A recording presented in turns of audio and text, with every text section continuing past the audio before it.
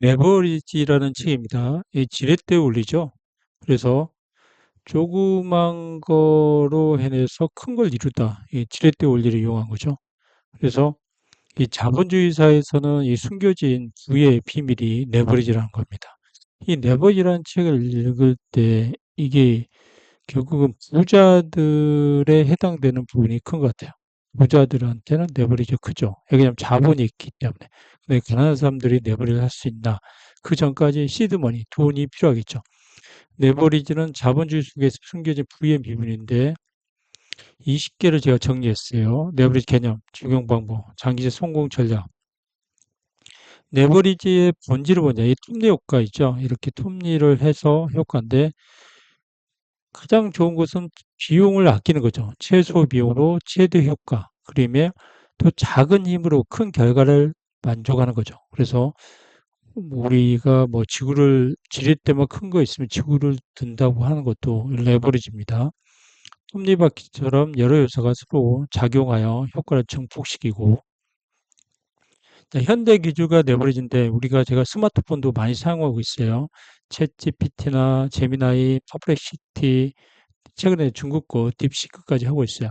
그리고 에이다, 요약 노트, 그리고 그다음에 클로바, 네이브 클로바 있죠? 클로바, 네이브 클로바로 그 대화나 이런 걸 녹음해서 요약하고 있고 그러니까 언제 어디서나 정보와 연결할 수 있어요. 컴퓨터는 뭐 네이브 클로바, 클로바로 이용할 수도 있고 그 그다음에 네이버 메모를 통해서 할 수 있고 그리고 여러 가지 컴퓨터도 할 수 있고 클라우드는 네이버 클라우드 있고 뭐 마이크로소프트 온,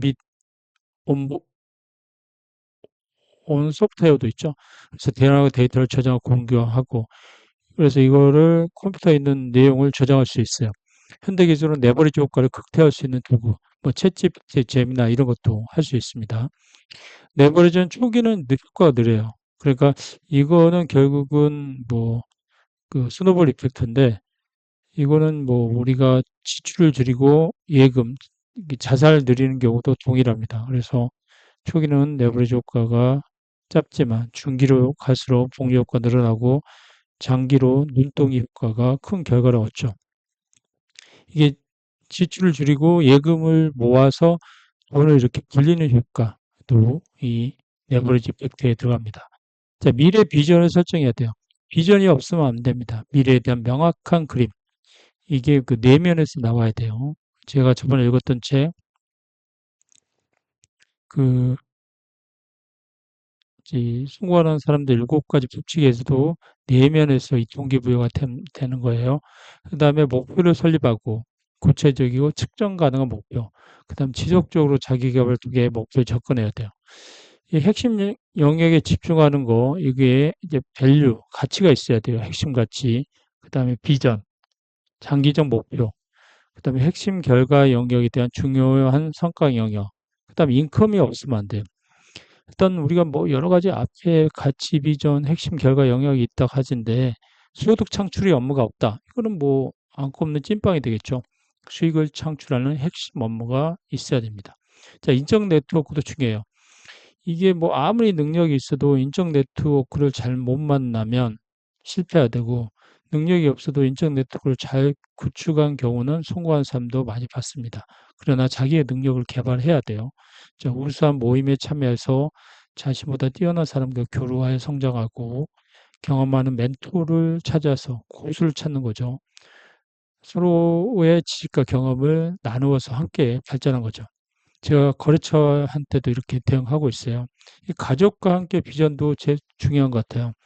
그래서 연례 가족 비전 미팅, 그래서 매년 이렇게 미팅을 해서 매년 계획을 세우는 거죠. 제가 직원들하고는 5 플러스 5로 하고 있는데 이거를 가족과 함께도 하는 것도 중요한 것 같아요.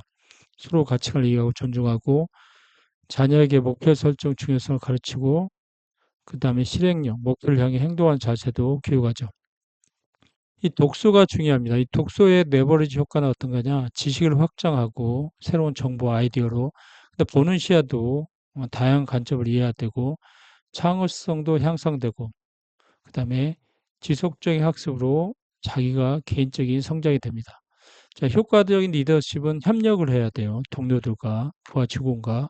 그다음에 지속적인 피드백을 개선점을 찾고 프렌드, PDC 올리죠. 프렌드 체크, 계획 실행, 점검 사이클을 반복하고 리더는 혼자가 아닌 팀과 함께 성장해야 돼요. 자산 관리의 지혜인데 제가 이걸 좀 많이 요즘 하고 있어요. 그다음에 지출을 줄이고 차입금을 줄이는 게 중요한 것 같아요. 제 생각은 차입금이 6%면 예금의 10% 정도 수익이 나와야 보다 차입금 상환이 더 나은 것 같아요.